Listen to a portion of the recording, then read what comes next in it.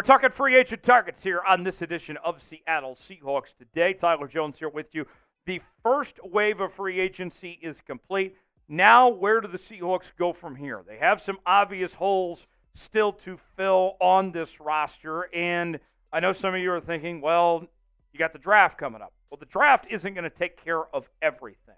So who are some guys the Seahawks could potentially look at to bring in over the next couple of weeks? We got a list of several players that we'll go over here in just a bit. Before we do, who is your favorite Seahawks free agent signing of all time? No wrong answers here. Just who is your personal favorite? When I bring up free agency, who do you think of that comes to mind that was a great signing by the Seahawks? Weigh in the comment section. Let us know what you think. We'll get started with today's show.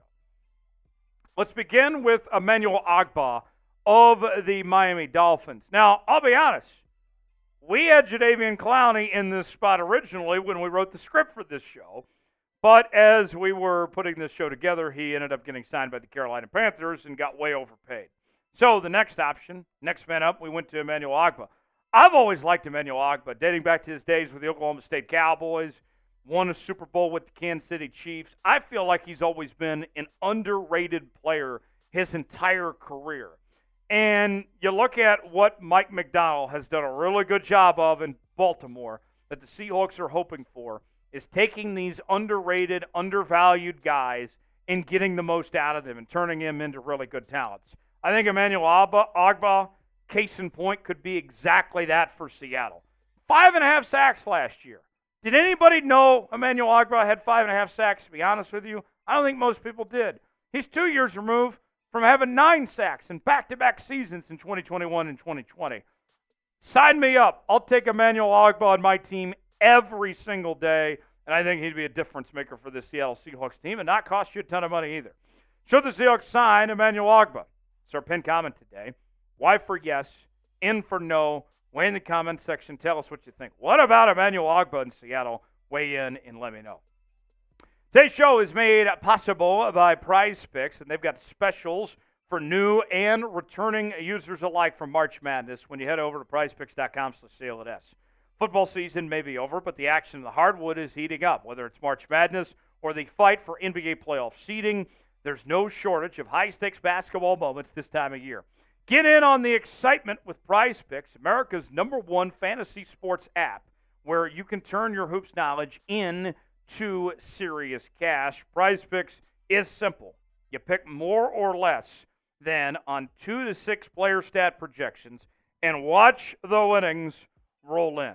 Get started now if you haven't already. PrizePicks.com/CLNS and get a first-time deposit match of $100 at PrizePicks.com/CLNS. Pick more, pick less. It's that easy. Prize Picks has got you covered. It's where you want to be with Prize Picks. The link is in the comments and description of today's video. Prize Picks, so fun to play. I love Prize Picks myself. I did pretty well. I won big last week on the NCAA tournament. You can win big this week on Prize Picks. Also got some baseball Prize Picks as well. You can see for yourself. PrizePicks.com/CLNS, promo code CLNS to play along today. Let's go to the offensive line now, and that's where we find Andreas Pete, formerly of the New Orleans Saints. Now, Pete's got a lot of potential interest out there from other teams outside of the Seattle Seahawks as far as that goes. So this might be realistically a pipe dream of sorts, if you will.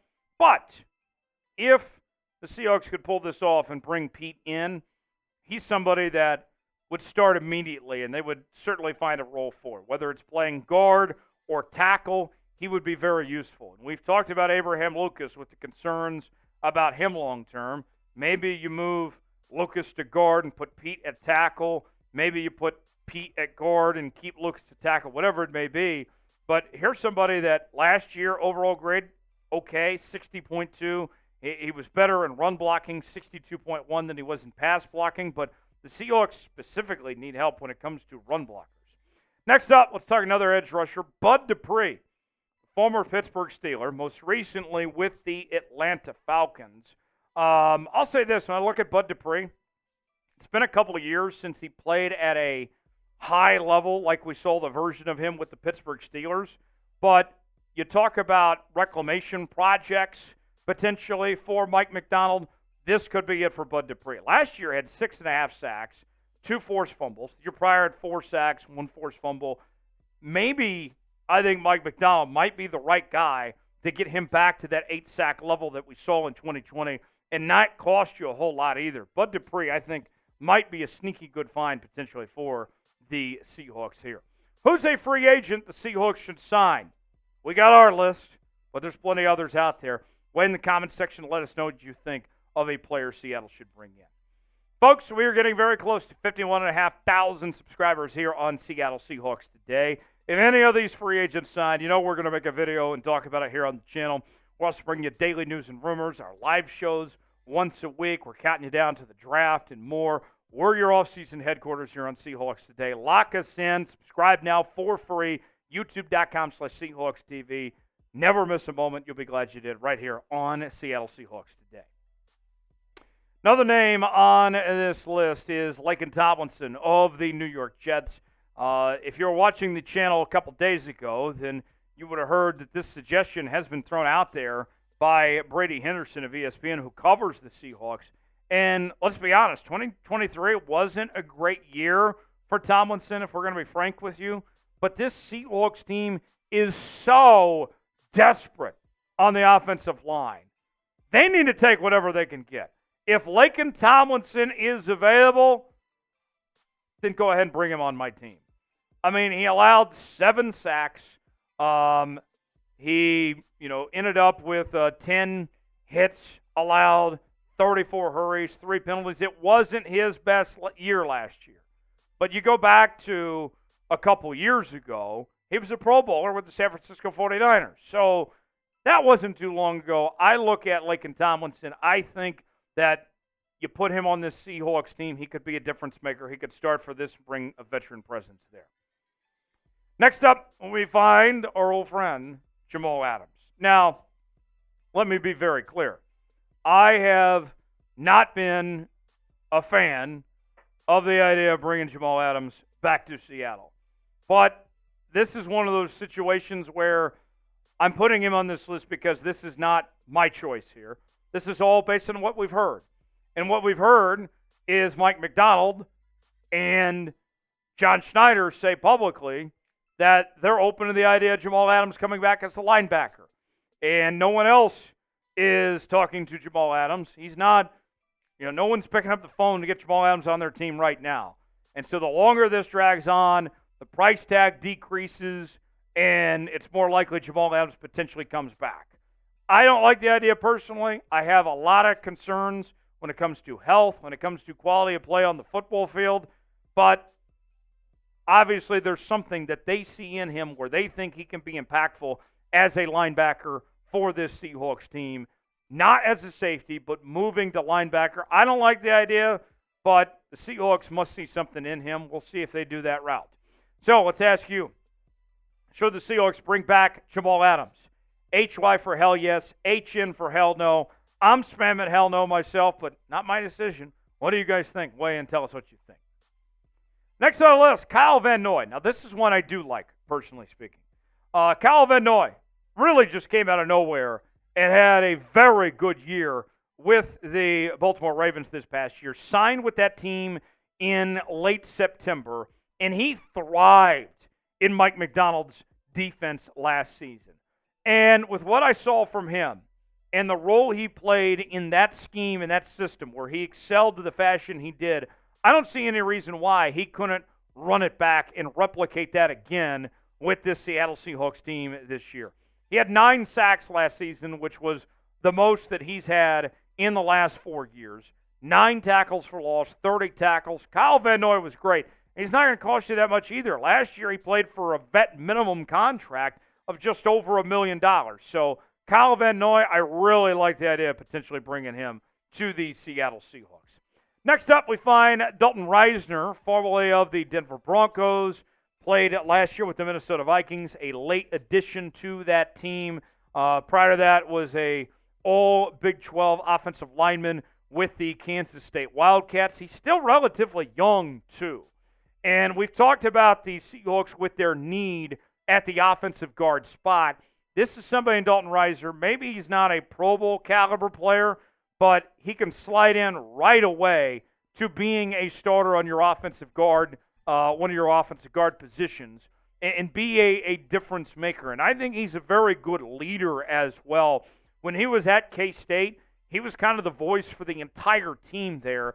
And you look at what he did in Minnesota last year, didn't allow a single sack.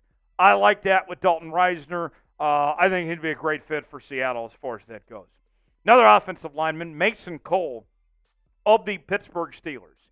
And I know what some of you are going to say right away. Check it in the comments section. You're going to get on my ass and say, we have Olu. We don't need to bring in another center.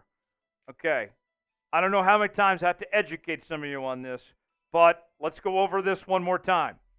Olu can play center or guard, either one. And if you bring in a guy like Mason Cole, you will find a way to still use Olu effectively, okay? Just because you sign a center does that not mean you're writing off Olu. It's okay if Olu plays guard. That's fine. Mason Cole, not a bad football player. Overall grade last year, 57.3. Allowed 24 hurries, 4 penalties. I think he'd be an upgrade from what we saw from Evan Brown last year. I would be very interested in the idea of Mason Cole, and I don't think that means that Olu is necessarily done in Seattle. More names to get to before I wrap up. What's the biggest need the Seahawks need to address still in free agency? What comes to mind? For me, it's the interior of the offensive line. That's what I'm still looking for. What are you looking for? Weigh in the comment section. Let us know what you think. One of the biggest names on this list, and we heard from Josina Anderson at CBS Sports within the last week or so, the Seahawks have interest in this guy. That is Randy Gregory, edge rusher, most recently with the San Francisco 49ers.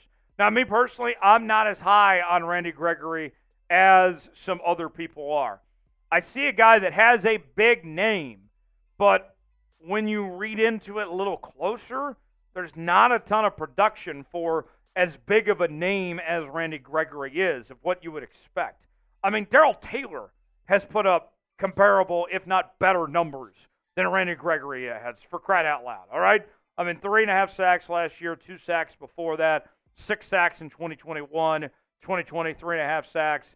And then you got some questions off the field. I know that he and Sean Payton didn't necessarily see eye to eye either, and Sean Payton was quick to move on from him and let him go to San Francisco. I think Randy Gregory, if you go get Randy Gregory, that's kind of a sign of desperation potentially there.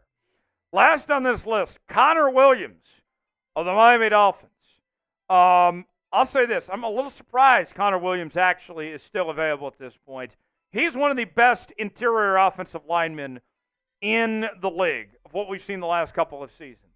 He can play guard. He can play center. Most recently was playing center for the Miami Dolphins. I know there was some questions about his snapping technique, but if that's an issue, then move him to guard. Play him there. He can play either position. Look at these numbers from Pro Football Focus, folks. An overall grade near 87 last year. Only allowed 1 sack, 7 penalties, 4 hurries. Conor Williams was fantastic. He would come in and immediately be a difference maker for this Seattle Seahawks team, and whatever role would be asked of him. So that is our full list of potential free agent targets for you Seattle Seahawks. Thanks for watching. If you made it to the end of today's video, spam 12 in the comments section. You deserve some love. We appreciate you. We'll see you next time here on Seahawks Today.